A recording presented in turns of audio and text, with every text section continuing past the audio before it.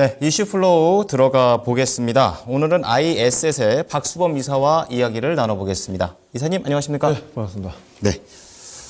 자, 오늘 시장의 분위기는 그닥 좋지 않은 그런 상태입니다. 코스피에서는 기관이, 그리고 코스닥에서는 외국인이 매도세를 좀 쏟아내면서 시장의 하락을 이끌고 있는 상황인데요.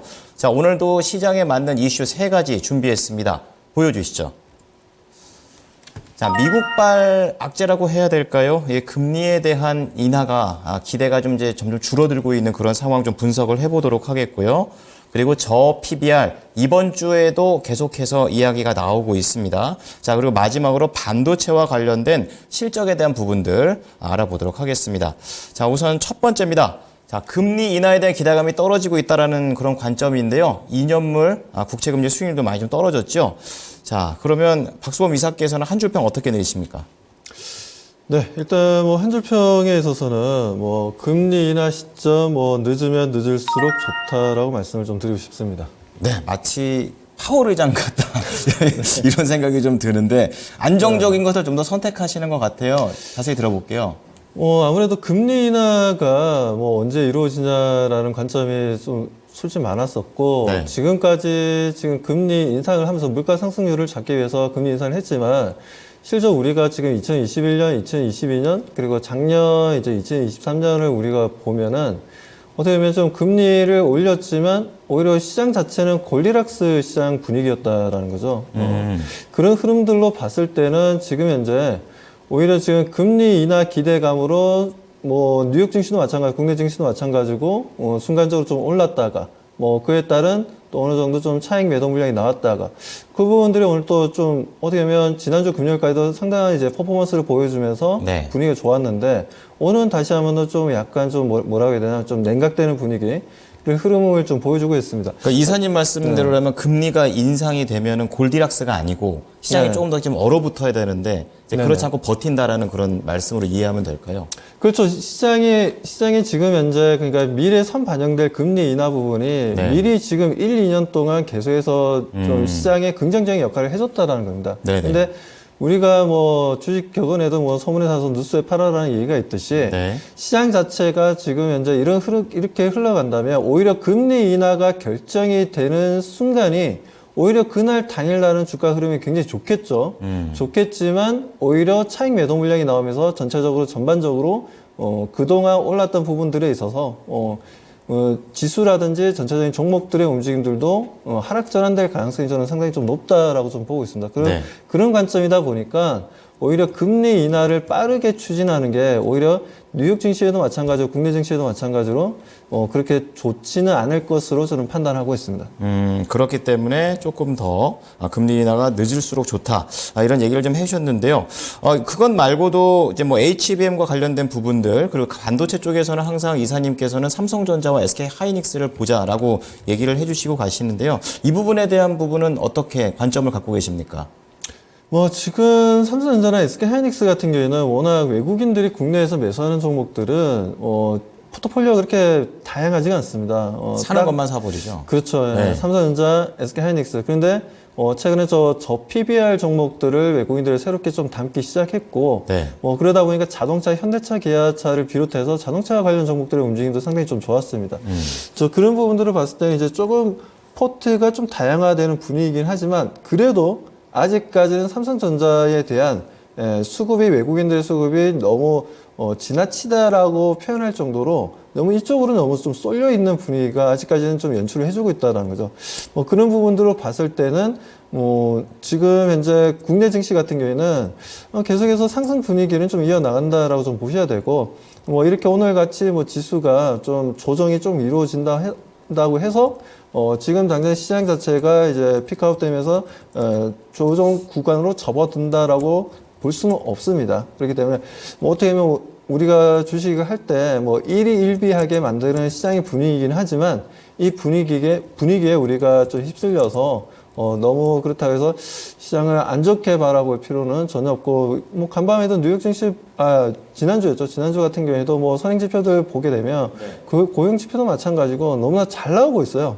너무나 잘 나오고 있기 때문에 물가가 지금 현재 쉽게 잡히지는 않을 것으로 보여집니다. 그래서 이번 3월 달에 많은 분들이 기대하셨지만, 뭐, 3월 달도 이제 어떻게 보면 소위 얘기해서 이제 물 건너 갔다라고 좀 봐야 되고, 그래서 지금 이제 많이 내용이 나오는 게 이제 6월 달 얘기가 좀 많이 나와주고 있습니다. 그렇다면 저는 6월 달까지 금리 인상이 없다면은, 국내 증시도 마찬가지, 뉴욕 증시도 마찬가지고, 이런 골디락스 분위기는 계속 지속될 수 있으니까요. 오히려 이렇게 오늘 같이 외국인들의 지금 현재 매도 물량이 좀 나올 때, 근데 매도 물량이 나오더라도 뭐 코스닥 쪽이라든가 그 작은 종목 쪽이라든가 아니면은 뭐 그쪽밖에 없어요. 그렇기 때문에 지금 대형주에 대한 흐름들은 조정이 나와주게 된다면 그 일부 단기적인 흐름들이지 이게 뭐 지속성을 가지고 있지는 않은 상황입니다. 그렇기 때문에 저는 지금 거의 뭐 모든 업종이라고 얘기할 수 있을 정도로 대형주들 같은 경우에는 우리가 계속해서 그래도 중소형주보다는 대형주에 좀 더 포커스를 맞춰서 대응할 필요가 있다라고 계속해서 말씀을 좀 드리고 싶습니다. 네. 그럼 보시고 계시는 업종이나 이런 건 어떤 걸 보십니까? 지금 보고 있는 쪽이 좀 보게 되면 지금 일단 뭐 여러 가지를 좀 보고 있습니다. 뭐 지금 현재 저 PBR 종목들 보면 뭐 금융 쪽도 있고 오늘 또 금융 쪽 같은 경우는 또 조정을 좀 받고는 있지만 그렇죠. 제가 봤을 때는 매수해야 될 시점이라고 저는 보고 있어요. 그리고 금융을 비롯해서 뭐 인프라 관련된, 뭐 건설 관련된 이쪽이 보면 최근 뭐 PF 자금에 대한 우려감이라든가 여러 가지 문제 때문에 주가가 좀 과도하게 조정을 받았다라고 저는 판단을 합니다. 네. 그렇기 때문에 그쪽으로도 뭐 GS건설, 뭐 현대건설을 비롯해서 국내 시장뿐만 아니라 해외 시장 쪽으로도 계속해서 포트폴리오상 이제 매출이 좀 잘 나오고 있는 건설사들도 많은 큰 의미예요, 지금. 그렇기 때문에 그쪽으로 우리가 좀 포커스를 맞출 필요도. 삼성 엔지니어링 같은 경우도 뭐 주주 환원 정책을 적극적으로 펴지 않다 보니까 조금 내려오긴 했지만 오히려 좀 실적은 굉장히 좋게 나오고 있습니다. 특히나 이제 중동 지역에서 지금 이제 실적이 좋은 움직임 나와주고 있고, 조만간 뭐 사우디 쪽에서도 뭐 이런저런, 뭐 수주 관련된 이슈가 좀 나와줄 것으로 좀 기대하고 있기 때문에, 3월 달에도 나온다는 얘기도 좀 있긴 있어요. 그렇기 때문에, 그런 쪽도 좀 괜찮다라고 보고 있습니다. 그냥 화공 쪽도 괜찮다라는 거죠. 화공 쪽도 건설 중에서도 화공 쪽도 괜찮은 흐름들을 보여줄 수 있다. 그리고 원전 같은 경우에 뭐 현대건설이죠. 우리나라 원전의 80% 정도를 현대건설이 다 만들었습니다. 그렇기 때문에 뭐 미국에 보면 이제 웨스팅하우스라는 회사가 있는데 그 웨스팅하우스 같은 경우는 주로 이제 영업을 담당하고 실제적으로 시공은 이제 현대건설이 하는 걸로 이제 2, 3년 전에 이미 계약을 했었죠. 그렇기 때문에 그런 부분들을 봤을 때도 우리가 원전 하면 이제 두산 에너빌리티를 많이 생각하시겠지만 현대건설 같은 경우에는 오히려 긍정적인 이슈와 내용들이 네. 앞으로도 많이 나와줄 거고 그리고 체코에서도 이번에 뭐 지금 우리나라 한수원이랑 지금 이제 프랑스가 지금 맞붙었어요. 웨스팅하우스가 좀 기준에 미달한다라고 해서 이제 일단 좀 탈락이 되었고, 네네.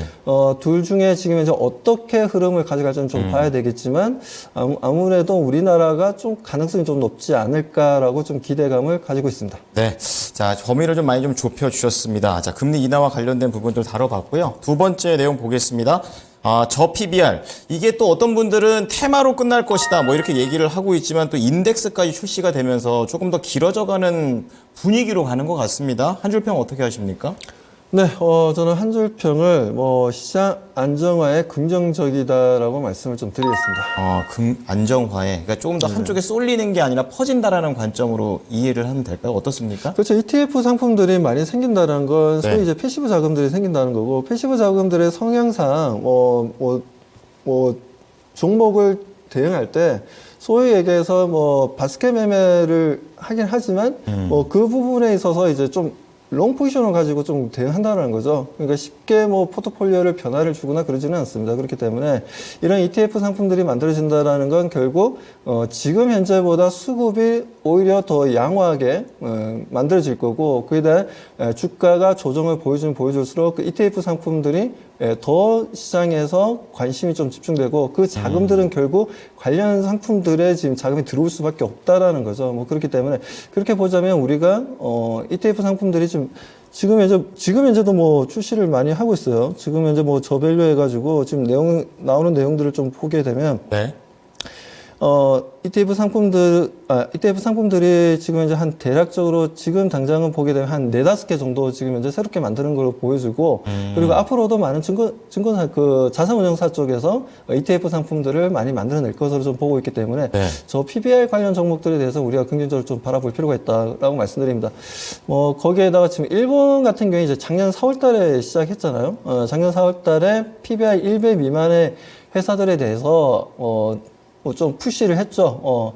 너무나 이제 저평가되어 있는 부분들에 있어서 좀, 주가가 좀 활성화가 되어 있지 않은 부분들에 있어서 어떻게 하면 주주 환원 정책과 그에 따른, 지금 현재 자구책들을 좀 내놔라. 주가 상승에 대한 부분들의 자구책을 내놔라 했는데 그 부분들이 소위 얘기해서 이게 기업들에게 좀 긴장감을 좀 주게 되었고 주가 관리에도 영향을 좀 주었던 부분입니다. 그 부분들이 이제 우리나라에서도 좀 시행을 하겠다는 내용이고, 그 시행하겠다는 내용들 보게 되면 지금 일단 오늘이죠. 오늘 같은 경우에 이제 한국 거버넌스 포럼에서 기업 밸류 프로그램 시뮬레이션 결과 발표를 했고요. 네. 그리고 2월 말 정도에는 기업 밸류 프로그램 구체적으로 이제 방안 발표를 하게 됩니다. 그리고 지금 중간에 또 정부에, 지금 현재 기업 밸류업 프로그램 관련해서 세미나를 개최할 예정이고, 여기에다 지금 3월 말 같은 경우에는 기업의 밸류업 프로그램 최종 안에 대해서 이제 확정하겠다는 내용이 좀 나와줄 거예요, 3월 달에.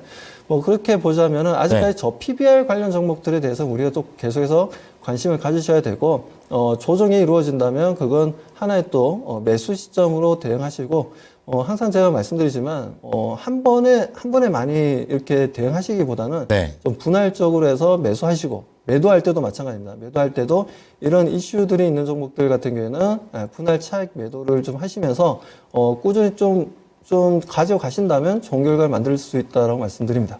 그러면 이제 패시브 자금이 더 들어온다라는 네네. 그런 재료니까 그 어떤 곳에 이제 상품들이 나왔는지까지는 잘 말씀 안 해주셔가지고 어떤 쪽으로 좀 보는 게 업종을 좀 골라주시는 게 좋을 것 같아요. ETF 상품 같은 경우에도 지금 현재 그러니까 좀 다양합니다. 다양한데 그 중에서 지금 현재 대형주 쪽이 아무래도 좀 많죠. 지주사를 중심으로 하는 지주사. 네, 그렇죠. 지주사 같은 경우 우리나라 같은 경우에는 일반적으로 이제 제조하는 업체와 지주사가 있으면 더블 카운팅을 하지 않다 보니까 일반적으로 제조 쪽에 이제 소위 얘기해서 프리미엄을 많이 주게 됩니다. 맞아요. 그런데 지금 현재는 좀 분위기가 좀 바뀌었죠. 오히려 제조 쪽이 요즘에는 주가 탄력이 좀 둔화되고 있고, 오히려 지금 PBR로 봤을 때, ROE로 봤을 때, 이런 흐름들이 좋은, 그리고 퍼로 봤을 때도 이제 저 PBR, ROE 관련 종목들에 대해서는 수급이 잘 형성되고 있는 분위기예요. 그렇기 때문에, 그런 부분들에 대해서는 저는 긍정적으로 바라보고 있다. 그리고 오늘 이복현 금융위원장이 금융회사들에 대해서 한마디 했어요. 너무, 주주환원 정책이라든가 이런 부분에 있어서 주주들에게 어떤 문제가 있는 부분들에 있어서는 금융사를 퇴출시키기도 하겠다라고 강력하게 얘기했는데, 제가 봤을 때는 그냥 뭐라고 해야 되나요? 개인 투자자들을 위한 이제 립 서비스 정도가 아닌가. 실제 퇴출하기는 상당히 좀 어렵죠. 상식적으로 봤을 때는 퇴출하기 어렵고, 이번에 태양건설 문제만 하더라도 처음에는 아주 강력하게 태양건설을, 태양그룹 를 압박하면서, TYA 홀딩스에 대해서 압박하면서 뭔가 개인 투자자분들이 만족할 만한 어떤 내용이 나와주지 않겠냐고 기대했는데, 용두사미로 좀 끝났어요, 분위기가. 그러니까 태양건설이 오히려 지금, TY 홀딩스가 오히려 더 좋은 조건으로 지금, 생각했던 것보다 양호하게 지금, TY 홀딩스 입장에서는 상당히 좀, 무난하게 좀 넘어갔다는 거죠. 그런 부분으로 봤을 때는, 근데 말은 세게 하시는데, 그게 실질적으로 그게 연결이 안 되는 부분들이 있다 보니까, 그래서, 금융주가 그 한마디에 지금 현재 조정을 받는다, 오늘. 지금 우리 신한금융지주, 신한지주를 비롯해서 여러 지금 금융사들이 오늘 같은 경우에 조정을 받는다? 그러면 제가 봤을 때는 오히려 매수 시점이라고 말씀드리고 싶습니다. 네, 그러면 이제 지주사를 포함해서 다른 업종들은 간략하게 단어로만 좀 알 수 있을까요? 시간상 제가 하나하나 다 들어볼 수가 없기 때문에 보니까 지주사만 좀 얘기를 해주셨고. 네, 지주사만 좀 많이 말씀드렸는데, 실제로 지금 현재 저도 이제 종목을 좀 검색해보면 제가 좀 약간 보수적으로 좀 검색을 좀 해봤어요. 보수적으로 좀, PBR 일단은 1배 이하, 그리고 펀은 7배 이하, 그리고, 그렇게 해서 ROE까지 이제 적용해서 이제 해봤는데 지금 현재 자동차 부품주들이 좀 많이 있어요. 그 중에서 두올이 좀 오늘 좀 움직임을 좀 보여주고 있고, 그리고 이제 빙그레라든가, 빙그레 이런 친구들이 이제 음식료 쪽은 상당히 좀 매년 저평가예요. 만년, 10년이 지나 20년이 지나 이제 저평가니까, 그 부분에 대해서는 크게 우리가, 그래서 오늘 같은 경우 빙그레가 좀 4% 정도 움직임을 좀 보여주고 있는데, 거래량이 좀 많이 좀 더 형성됐으면 하는 바람이고요. 자동차 부품주 같은 경우 삼성공조도 좀 좋은 흐름을 보여주고 있고, 철강주도 요즘에 좀, 철강. 예, 그렇죠. 지난주에 신스틸이 움직였는데, 지난주 금요일부터는 좀 휴스틸이라는 회사가 또 움직이고 있어요. 네. 휴스틸도 좀 움직임 좀 보여주고 있고, 그리고 이제 영혼무역과 같은, OEM으로 지금 이제 의류를 생산해서, 납품하고 있는 업체들의 움직임들, 영혼무역 홀딩스를 비롯해서, 좋은 움직임을 좀 가져가서 좀 다양합니다. 그리고 우리가 그동안, 관심이 없었던, 인프라 관련된 회사들도 좀 움직임을 좀 보여주고 이게 있고요. 또 건설 쪽이 되겠네요. 그렇죠. 기계 건설 쪽을 비롯해서 그쪽도 분위기가 좀 아직까지는 좀 살아있다라고 말씀드리고 싶습니다. 알겠습니다. 자, 저 PBR과 관련해서 시장에서 조금 더 확대되는 그런 분위기 속에서 어떤 업종들을 봐야 되는지까지 좀 더 줄여드렸습니다. 자, 마지막으로 반도체와 관련된 부분 보겠습니다. 한 줄평 어떻게 내리십니까? 네, 한물줄평 올해 서프라이즈 실적 기대된다라고 말씀드립니다. 네, 안 그래도 반도체가 좀 잘 가다가 또 약간 좀 삐끗하다 보니까 여기에서 좀 불안함을 느끼시는 분들도 계실 것 같은데 조금 더 자세하게 확진을 좀 주시죠. 네, 지금 반도체는 조정받으면요, 땡큐입니다, 솔직히. 네, 거의 아리가토 쉐쉐 그라시아스 하면서 대응을 해야 된다라고 저는 보고 있는데, 일단 지금 삼성전자 같은 경우 오늘 좀 조정을 좀 받고 있어요. 지금 현재 마이너스 2% 정도의 움직임을 좀 보여주고 있고, 삼성전자가, 그리고 SK하이닉스도 좀 보도록 하겠습니다. 자, SK하이닉스 같은 경우에도 지금 현재 보게 되면 마이너스 1.19% 정도 움직임을 좀 가져가고 있어요. 이렇게 지금 대형주들의 움직임이 지난주는 분위기가 좋았다가 오늘 하루 좀 조정받고 이런 흐름들이 만들어지고 있는데, 저는 이 반도체라는 시장은 궁극적으로 지금 계속 성장할 수밖에 없어요. 지금 현재 우리가 CPU 따로, GPU 따로, 그리고 HBM, 그리고 그에 따른 이제 DDR5, 메모리 쪽, 여러 가지 얘기가 좀 나와주고 있지만, 반도체 시장의 궁극적인 흐름은요, 결국은 시스템 반도체랑 메모리가 합쳐지는 겁니다. 그러니까 하나로 만드는 게 궁극적인 목적이에요, 반도체 회사들은. 예. 그렇게 만들어 갈 수 있는 이제 능력과 그리고 그런 기술력을 가지고 있는 회사는 전 세계에서 거의 없다라고 보셔야 됩니다. TSMC 같은 경우도 시스템 반도체 파운드리 쪽으로 강하다 뿐이지 메모리 쪽은 아예 없죠. 매출 자체가 없고, 그리고 인텔 같은 경우도 최근에 CPU를 만들다가 GPU도 최근에 좀 모델을 또 보여주기도 했었고, 네. 거기다 좀 메모리 쪽도 이번에는 좀 진출하겠다라고 얘기를 하긴 했지만, 메모리 쪽은 아직까지 삼성전자, SK하이닉스를 절대 따라잡을 수 있는 기술력은 안 됩니다. 그리고, 미국의 마이크론 같은 경우도 마찬가지고, 마이크론 같은 경우에는 메모리 쪽이긴 하지만, 다시 낸드라든가, 디램 같은 경우에도 가격이 조금 더 올라가는 분위기긴 하지만, 그래도 SK하이닉스라든가 삼성전자에 비한다면, 아직 뭐라 해야 되나, 이쪽은 헤비급이고, 마이크론 같은 경우에는 플라이급이라고 얘기할 수 있을 정도로, 아직까지 좀, 싸움이 안 된다고 보셔야 됩니다. 그리고 시스템 반도체와, 그리고 저는 말씀드린 시스템 반도체와 메모리를 하나로 만드는 이제 과정이 만들어질 건데, 지금 이제 또 시장에서 관심이 높아지고 있는 게, HBM도 올해 실적이 상당히 좀 긍정적으로 흘러가고 있는 분위기지만, PMI라고 해서, 어느 정도 메모리 자체적으로 연산을 좀 할 수 있는, 그러니까 시스템 반도체의 역할을 조금 할 수 있는 그런 PIM이라는 메모리가 관심이 좀 높아지고 있는 상황입니다. 그렇기 때문에 이런 제품들에 대한 관심도가 높아진다면 당연히 전 세계적으로 봤을 때는 삼성전자와 SK하이닉스밖에 없어요. 그 부분에 대처할 수 있는 부분들은. 그리고 SK하이닉스 같은 경우에는 지금 이제 매출이 워낙 지금 현재 메모리 쪽이 많이 나오다 보니까 SK하이닉스 하면 메모리만 생각하시는 분들이 계시는데, 실질적으로 지금 현재 원래는 사업부였다가 법인으로 물적 분할을 해서 지금 현재 있는 회사가 시스템 반도체 파운드리 사업도 하고 있습니다. SK 하이닉스가. 뭐 그 부분들이 아직까지는 좀 매출이 미미하다 보니까 뭐 시장에서는 관심이 없고 뭐 그에 대한 기사거리라든가 내용들이 없다 뿐이지 SK 하이닉스도 시스템 반도체를 열심히 지금 이제 연구 개발하고 있다는 부분들. 그렇게 본다면 앞으로 메모리와 시스템 반도체가 이게 하나로 만들어지는 제품이 만들어진다면 거기에 대해서 기술력과 상당히 상업화에 성공할 수 있는 기업은 앞으로 삼성전자, SK 하이닉스가 저는 전 세계적으로 독보적이라고 저는 바라보고 있습니다. 그렇기 때문에 삼성전자, SK 하이닉스 지금 현재 주가는요, 미래 가치 대비해서는 저는 엄청나게 싸다라고 좀 보고 있습니다. 그렇기 때문에 지금 삼성전자, SK 하이닉스 저는 조정 받을 때마다 네. 우리 시청자분도 관심을 좀 많이 좀 가져보시기 바라겠습니다. 네, 오늘 아무래도 뭐 삼성그룹과 관련해서 그 업황 말고도 이 승계를 위한 부당 합병에 대한 1심 선고가 예정이 되어 있습니다. 자, 이러한 부분들까지 같이 참고해 보시면서 투자의 내용을 좀 적용해 보셨으면 좋겠습니다. 오늘 내용 잘 들었습니다. 감사합니다. 네, 지금까지 이슈플로우였습니다.